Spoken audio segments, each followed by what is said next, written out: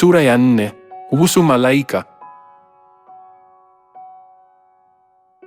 Baadhi ya makanisa husema kwamba malaika hufanya kazi kama Roho Mtakatifu, walakini hakuna mstari hata mmoja katika vitabu 66 vya Biblia unaosema kwamba malaika ni roho au kwamba wanafanya kazi kama roho. Mtume Paulo aliandika hivi.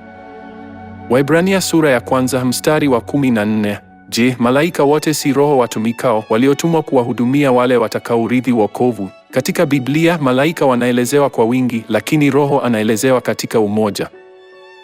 Wakorintho wa kwanza sura ya 12 mstari wa 13. Kwa maana katika roho mmoja wote tulibatizwa katika mwili mmoja, nasi sote tulinyweshwa roho mmoja. Hivyo malaika ni wengi, lakini roho ni mmoja. Malaika wanaweza kumwasi Mungu na kutupwa motoni. Watu waliookolewa wanaweza kuhukumu malaika. Kuna baadhi ya maandiko yanayosema kwamba malaika wanahukumiwa, lakini hakuna maandiko yanayosema kwamba roho anahukumiwa. Biblia inasema kwamba roho huchunguza kila kitu, hata mambo ya ndani kabisa ya Mungu, na kwamba malaika hawajui kazi ya ajabu ya Mungu, kama ilivyoandikwa Petro wa kwanza sura ya 1 mstari wa 12. Waliponena kuhusu mambo hayo ambayo sasa yamehubiriwa kwenu na wale waliowahubiria ninyi Injili kwa Roho Mtakatifu aliyetumwa kutoka mbinguni, hata malaika wanatamani kuyafahamu mambo haya. Imeandikwa kwamba malaika wanatamani kutazama katika Injili inayohubiriwa na Roho Mtakatifu. Huu ni ushahidi kwamba kimsingi kuna tofauti kubwa kati ya malaika na Roho Mtakatifu.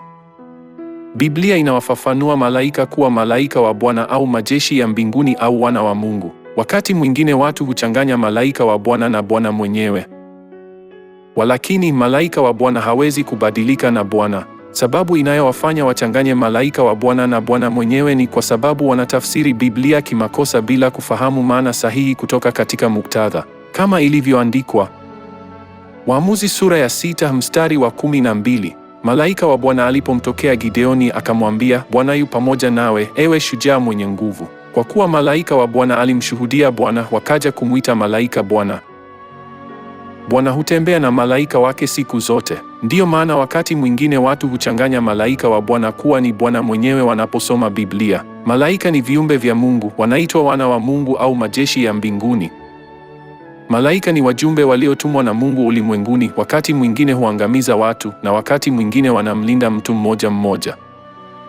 Mafundisho kuhusu malaika yalieleweka vyema katika nyakati za Agano Jipya kuliko katika Uyahudi. Biblia haiwaelezei malaika kwa undani. Baadhi ya mistari husema kwamba wanamlinda kila mtu, wakimfuata wakati wote, kama ilivyoandikwa Waebrania sura ya 1 mstari wa 14.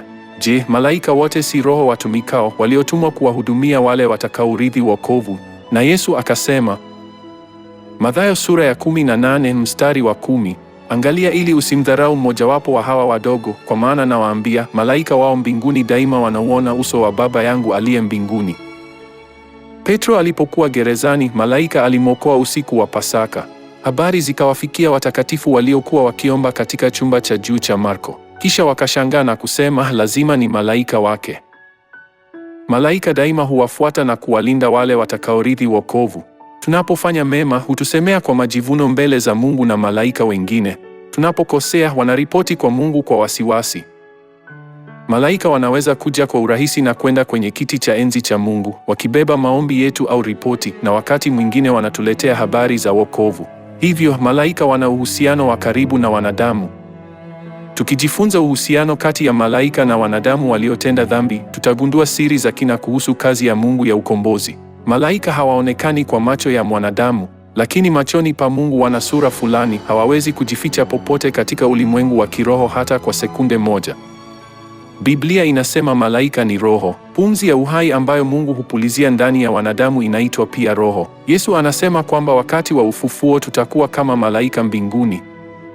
Basi je, wanadamu wanakuwepo kwanza na kuwa malaika baadaye? Au je, malaika wanazaliwa kama wanadamu kwa kutenda dhambi na kisha kuwa malaika tena ili kurudi kwenye makao yao ya mbinguni kwa neema ya Kristo? Lazima tupate jibu la uhakika kwa swali hili.